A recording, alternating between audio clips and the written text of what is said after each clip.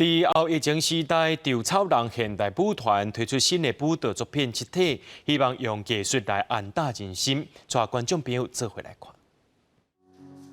若要用肢体表达人的情绪，应该是啥款？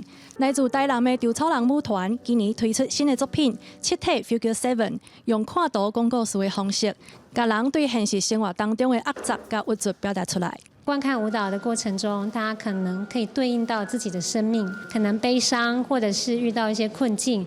那舞蹈的确是一个抽象的语言，但是我们在过程中会把比如生活化的动作跟场景放在我们的作品里面。我会希望能够让观众看到大家对于这个生命跟舞作的连结。为了让舞蹈表演更加挖进人心，稻草人舞团邀请台湾国乐品仔的演奏家林静伟，替这部作品来谱曲，用幼柔的品仔声来表现情绪。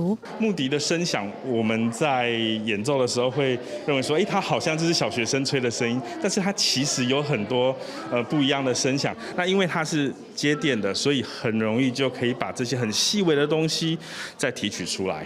后疫情时代，艺术家用舞蹈作品表达人类心中的烦恼甲惊吓。七体 Figure 7，10月7到7 9会伫台中国家歌剧院的小剧场甲大家见面。10月21到23，嘛会伫国家两厅院实验剧场来发表。记者麦尚英曾派文台北报道。